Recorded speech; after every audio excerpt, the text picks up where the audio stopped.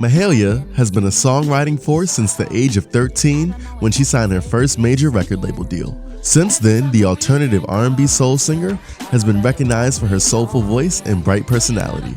Her 2019 studio album sees Mahalia's eclectic sound reach new heights.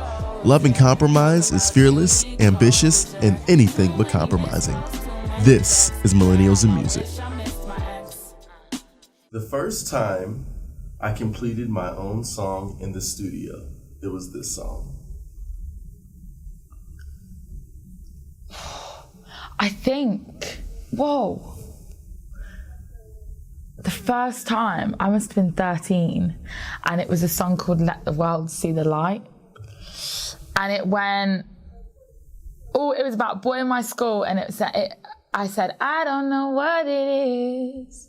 Is it your sweet face or the way you fill up my headspace? And it was so cheesy and so British. I just tried to sing it in my old, proper Leicester accent. But I think I was 13. Did you ever sing it for him? Probably. I think I did. I think I sung it for him in an assembly. We had a meet and greet. We had a show and tell on a Friday, and I did it then. Remember that very well, actually. The first time I had a celebrity music crush, this was one of their songs. You're making me think. Wow. Yeah, don't know your name, but excuse me, miss. I saw you from across the room, and I gotta admit that you got my attention. You're making me wanna say yeah. I was so young when that came out, but that was my first one. Yeah. Sorry, I sang that quite bad, but I think I was getting hot. I was getting hot. The one song no one would think was on my playlist, but it's your guilty pleasure to listen to. I know exactly which one. How does it go? I've been on a roll. You've been. What's that song? You know when you're trying to sing something a cappella and you're like, how does this song even go? Out of here with that, treat my girls like property, collect them like Monopoly, like probably won't come if there's no. It's Ariana Grande and Victoria Monet. I can't sing that one for anybody, but that's a tune. That's my guilty pleasure on my playlist. The song as of right now that I love performing the most on this tour. Ooh. Standing on my own under these lights. When I find my feet, I lose my mind every time. Instead of thinking about. That's a tune. It's called Consistency. It's just a proper, I just get to dance loads, and it's my favourite one to do at the minute. And that's off the new project? Off the new project. So what inspired that record? That record was inspired by me and my mum. So I wrote the song because my mum is by far, over anybody, my best dance partner. And we just when me and my mum are dancing together, nobody else exists. And it's just, so I had to write a song about how she makes me feel when we're moving at family parties and stuff.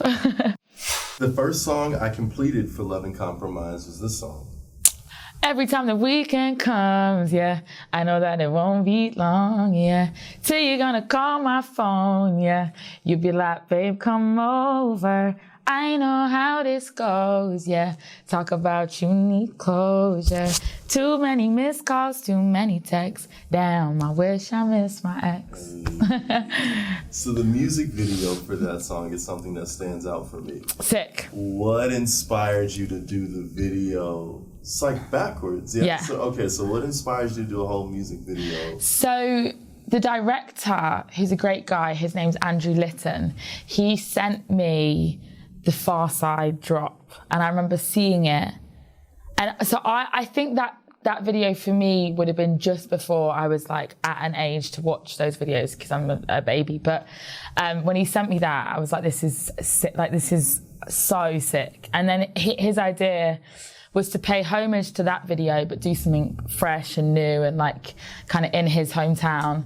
And so we did it, but it was hard. Like, I remember I had 2 days with a linguist to learn the song backwards, which I still didn't really, I couldn't really grasp it, because it's all, the way that it's done, they flip it backwards. No, so they reverse it and then flip it. So the way that the words are put together doesn't make any sense. And then, so I was singing backwards whilst moving backwards. And it's just like, whoa. And I remember doing it and just feeling like you don't know how to move your arms. And then when it, like there's one moment in it where you see me in the video and I'm walking, but I'm walking as if like my whole body is like just stiff. So yeah, it was, but it was a lot of fun. I cried a lot on the day. It was very stressful, but it was, it came out amazing. Yeah.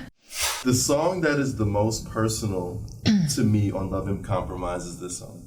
I mean, they're all so, because they're all my stupid little stories.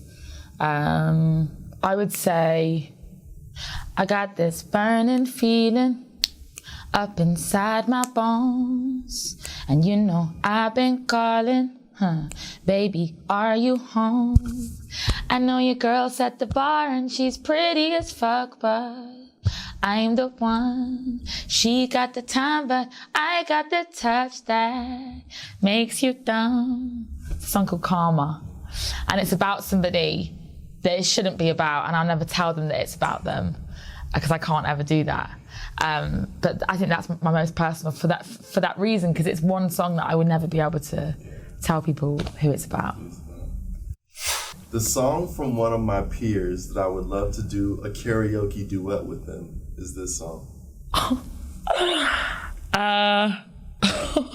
That's a good one. From one of my peers, I'd love to karaoke duet.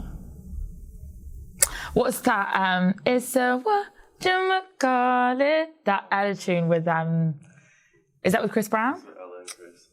That one. That's a great song. That's a tune, and I don't even really know the words, but I love that tune. Yeah. Yeah, I think I definitely just at all times just do a karaoke duet with Ella Mai, because I just love her and she's just the greatest girl in the world. So, I mean, what you did, you've been getting a lot of love for that, right? Yeah. Do you remember the first time you and Ella met? Yes, it was a year ago. It was last year, like September time, and I had a show in LA at a place called The Echo, and she came. For me at the time, that was really exciting. What did you feel like when you finally got the record back from her? Because I heard it was a quick turnaround. It was like literally 24 hours. It was the scariest turnaround of my life. It was so, because it so nearly couldn't happen. I was so excited. Like the second that I heard it, and it was like incredible. And I just knew, I was just so excited to get that done. It was great. Yeah. And then the music video. Yeah. So many vibes in the music. The music video was fun. What was that like? It was a great day, because my boy, like my really good friend directed it, and he's incredible, and he's this lovely guy from Manchester, and he's just sick. Like he just has really cool ideas, and his references are really strong. And like he had all of these different moments. Like there's the moment where we pay homage to Aaliyah, Age Ain't Nothing But a Number, when she's in the car park and she's with like all the people. And then we just kind of, I don't even know how he did it, but he literally created that exact moment with the exact same kind of the black and white and the soft focus and everything. And the fire, like we literally got to blow up a car, which is more than I ever thought I'd ever do in a video. So, you know, getting to blow up a car with Ella Mai, stood like just watching this car burn, was exciting. It was just a really, really sick day. Like even now I'm like, and then we shot the Aaliyah bit in a silo. So it was like 36 degrees Celsius outside. So that's like 80s here, I think. It was hot and we were inside this metal tin, like cooking. And it was just a great day. So another song in your project that really stood out to me was He's Mine. Oh, sick. What was the inspiration for that? I mean, was there a person that you had in mind, like that you were writing as you were writing that song? I know that. Yeah. You know, there was it was my one moment of being really bitchy, because I had to get my point across to this girl, and like I felt a bit bad after. I remember because she just wouldn't leave it alone. And so I remember when I first wrote it and I got the audio back, it was obviously titled He's Mine. So at the time, she was really trying it with me and like, you know, trying to get to my guy. And I noticed that she was looking at my Instagram stories. So I remember I took a screenshot of me listening to the track saying He's Mine, and I put it on my Instagram story. And I felt really bad. But she deserved it. But yeah, so yes, sorry, in response to your question, I love women, I just can't deal with that. Like, what's mine is mine, what's yours is yours, and I'm not here to share. You have a lot of great themes on this project, like self-love and embracing yourself.